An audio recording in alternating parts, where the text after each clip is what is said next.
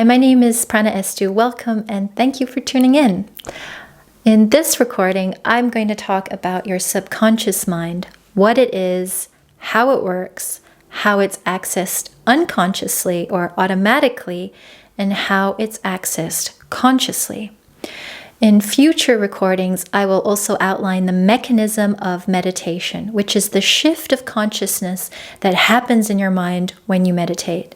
And I will go more deeply into how you navigate the different states of consciousness in meditation, the different levels of trance that you have access to in meditation. And I will also preach the practice of heart coherence and hopefully come up with a lot of valid reasons as to why you should make your heart the center of your meditation practice. It's my intention to lay down a foundational understanding of what meditation is. Meditation is a science, and there's a methodology to this science. And if you understand the basic principles of this science, you can meditate consciously.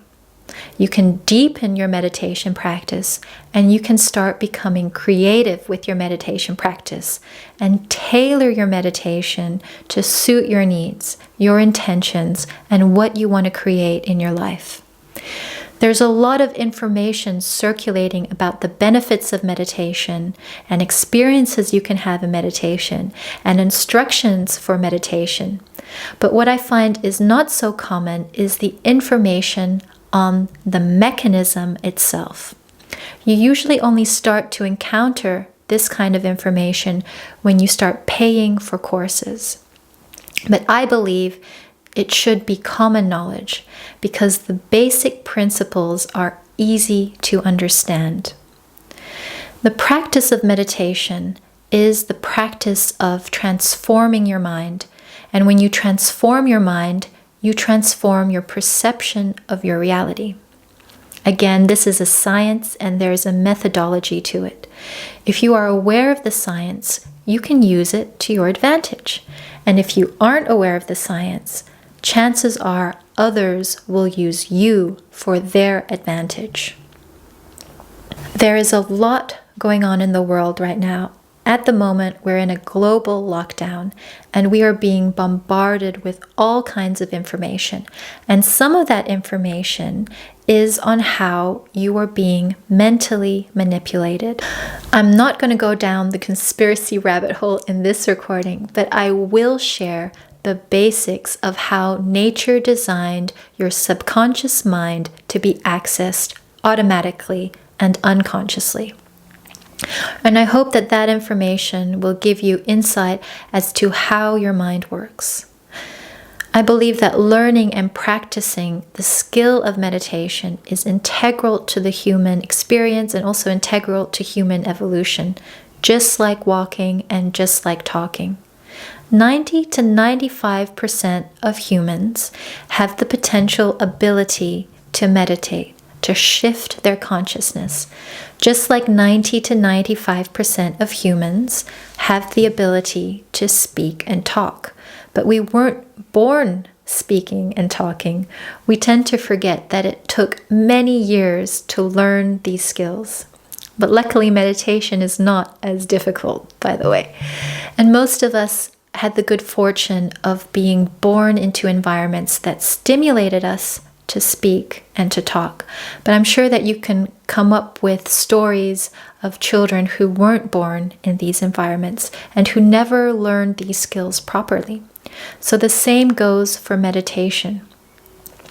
You need to practice it. Just like practicing speaking and walking, you do it every day. And imagine what would happen if you stopped speaking and walking for a year. What would happen to those abilities? You'd probably, not lose them, but they would fade away. And the same goes for meditation. It's something that you just need to practice every day, and it has so many benefits. The good news is it's never too late to start your meditation practice. The only thing you need to start with is your intention and your sincere determination. So here comes my disclaimer. I am not a medically trained professional. Everything that I'm sharing is just purely my perspective, and I don't claim anything that I say as 100% the truth or the absolute truth. But my perspective comes from my experience and my training as a hypnotherapist and my experience and training as an Anahata yoga practitioner and teacher. I encourage you to do your own research, to compare and contrast sources of information so that you can draw your own conclusions. Every situation is unique and every single human being is unique. When I'm using the term your subconscious mind in this recording, I'm referring to what hypnotherapists consider your subconscious mind to be, which is basically the part of your mind which is outside of your normal conscious awareness. So everything that you're unconscious of and everything that you do automatically. And here's a simple diagram of how hypnotherapists see your mind. As you can see, your normal conscious awareness or normal conscious mind and your subconscious mind are divided by something called the critical factor. And the critical factor only allows certain information to pass through on either way, but more on that later. First, I want to give you this example of your mind being a supercomputer. Your desktop is your normal conscious mind or normal conscious awareness. Your hard drive is your subconscious mind or subconscious awareness. And your internet connection is your connection to collective consciousness and universal consciousness. And if you don't believe that you're connected to universal consciousness, you need to upgrade your hard drive. So your desktop or your normal conscious mind is what you see and work with on a daily basis. It's the part of your mind that is most familiar to you, and it's designed for you to focus on the present task at hand. And it does this through linear thinking, rational thinking, analytical and critical thinking as well. It likes to compare, identify, and contrast things. But it wasn't designed to store loads of information.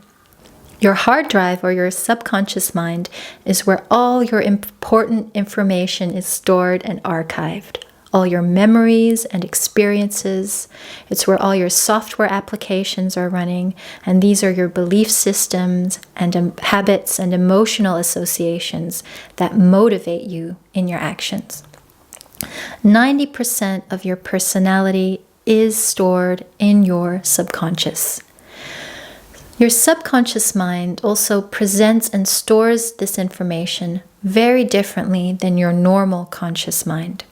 It uses a different language, and I like to describe the language of the subconscious mind as subtle information.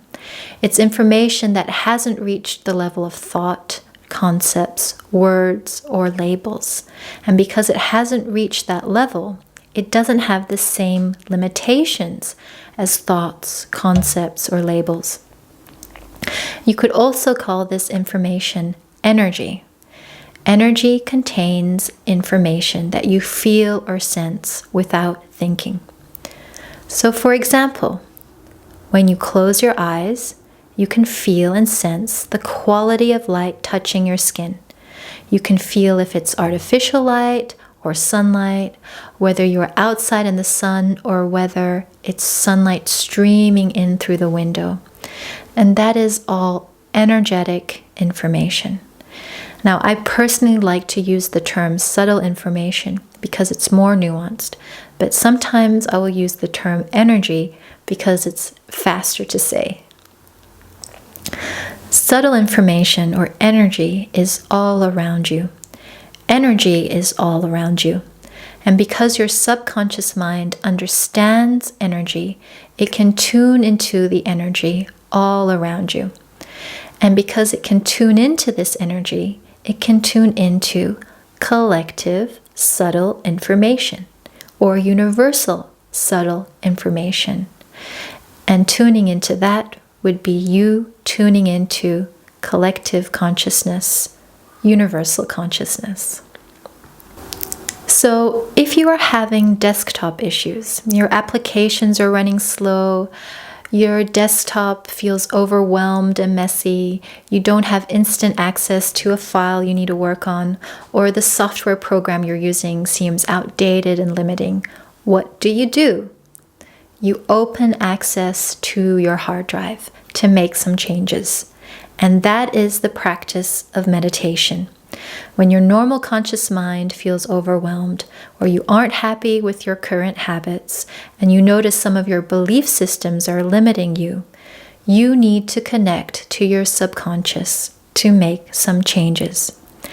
And when you connect to your subconscious and are suddenly have access to the wealth of information in your subconscious, you connect or you shift into your higher awareness.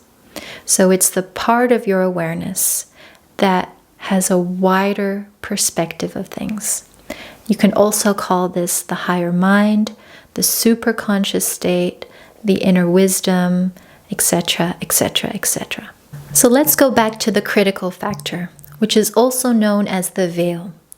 Your critical factor is like a firewall that divides your normal conscious mind from your subconscious mind. It only allows certain information through on each side. And this allows your normal conscious mind to do its job. If your normal awareness was constantly being bombarded with all the information in your subconscious mind, it just would be completely impossible to focus on the task at hand. And the critical factor also allows your subconscious mind to do its job.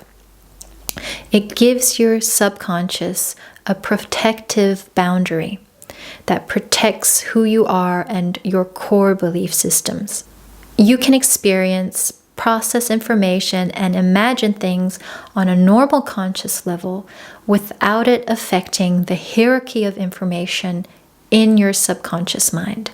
So for example, you can read or listen to somebody else's opinion without that opinion affecting your core belief systems. When your critical factor disappears, you enter into an altered state of consciousness. And in my perspective, this state is the meditative state of consciousness, and it's also the hypnotic state of consciousness. The two hemispheres of your brain light up the CT scan, and you have access to your subconscious mind. And this is really important, and I will dive further into this in the following recordings. But the intention you have and the method you use when you enter this state of consciousness determines your experience. Your intention is very, very important. Hypnosis and meditation have slightly different intentions and different methods, and this would explain the different types of experiences. In general, the methods used in meditation are for self-evolution, healing, and integration, and a huge part of hypnotherapy has that intention as well. But there are pockets within meditation and hypnotherapy where methods were used or formed with the intention of having power over another person, with the intention of manipulating another person. But it's important to know that nobody can pass your critical factor if you are conscious of it. So this manipulation can only happen secretly or covertly. Once you become aware and aware of the information that I'm sharing, it is harder for people to hack past your critical factor and imprint into your subconscious mind. There are 3 situations in which your critical factor naturally and automatically disappear and your subconscious mind opens for imprinting. And these 3 situations are the state of fear, which you probably already knew, the state of love, and the situation in which you're presented with a figure of authority whose authority you do not question. So you cannot question the position of authority. And we can take a look at evolution to understand how and why this is. In the case of fear, when our ancestors were being chased by saber-toothed tigers, they would want instant access to all the information in their subconscious mind in order to increase their chances of survival. And the entire experience would be strongly imprinted into their subconscious so that their instincts could alert them if something similar would ever happen again in the future. Now, in the case of love, in order for our species to procreate, we would fall in love with a suitable partner. And in order to bond deeply with that partner, we would need our critical factor to go away and allow the partner to imprint deeply into our subconscious mind. In the case of unquestioned authority, now this opinion is completely my own self-derived opinion, so feel free to disagree with me. But the faster we were able to learn as a species, the better our chances of survival as a species. So in order for us to pass information efficiently, both in the early childhood years and as adults, we created or were given the ability to be imprinted on a subconscious level whenever we were confronted with a figure of authority whose authority we wouldn't question. So for example, children with their parents and students with their teachers. The crucial element is that you don't question the authority. Once the questioning of the position of authority comes in, the authority means nothing. The critical factor comes up, and there's no imprinting. Another situation where your critical factor could disappear automatically is when you are focused or immerse yourself on a task for an extended period of time that doesn't require your thinking. So you willingly give up your thinking. Watching TV would be an example, reading a book, or intently listening to somebody as they tell a story or as you're having a conversation. However, in those circumstances, you don't go very deep into the subconscious mind. The critical factor fluctuates, so you come in and out, and the imprinting doesn't happen on a deep level. So I'm not going to go down the conspiracy rabbit hole, but I do want to state clearly that no one and nothing can directly pass your critical factor when you are consciously aware of it. The only way someone can pass your critical factor without your knowing is if they do it covertly or secretly. And they would need to create one of these states of being within you that I mentioned, fear, love, or unquestioned authority, so that you automatically allow your critical factor to go away and your subconscious mind opens. And that's when they can bombard you with their information. And the best way, or the only way, to do this secretly or covertly will be to never educate you about what your subconscious mind is and how it works, or to keep you in fear of it so that you never bother to look. Knowledge of the subconscious mind and the mechanism for accessing it is not new. It's been described in ancient texts thousands of years old and practiced since the beginning of human culture, because shamans practice it, oracles have practiced it. So I think it's really naive to say that people who have privilege and access to education and all kinds of information don't know what the subconscious mind is and how it works. On a lighter note, the practice of meditation is the practice of accessing your subconscious consciously, of making the decision to pass your critical factor or to make your critical factor go away. And this is something that only you can do. You are the only one that has direct access to your subconscious. You are the only one that can choose when to directly allow your critical factor to disappear. And in the next recording I will mention the actual mechanism of how to do that consciously. So I see meditation as having two components, the mechanism and the method. The mechanism, as I've stated, is the shift in consciousness that takes place in your mind when you meditate. And the mechanism is pretty much universal. 90 to 95% of humans have the ability or have that mechanism within them. And the method of meditation is how you choose to practice the mechanism. And the method is personal. Examples of methods would be chanting, focusing on breath, or visualization. There are literally thousands of meditation methods, and not every method is suitable for every person, and not every method is suitable for every intention. And again, intention is crucial. Your intention should determine your method, and your intention paired with your method determines your experience in meditation. But without understanding the mechanism, there's a chance that you are practicing a method without actually shifting your consciousness into your subconscious, into the meditative state of consciousness. I like using the example of learning how to drive a gear shift car with learning how to meditate. Learning the mechanism of meditation is like learning the gears of a car and when to shift and how to shift properly.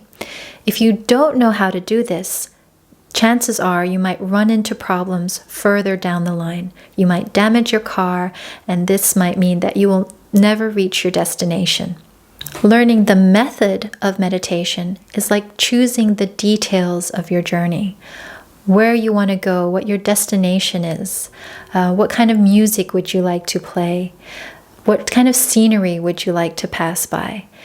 Is it a functional or practical journey, or is it an adventurous and explorative journey? You get to decide. So if you've made it through to the end, thank you so much for tuning in. This is my first time recording, so I'm very happy that I've made it to the end.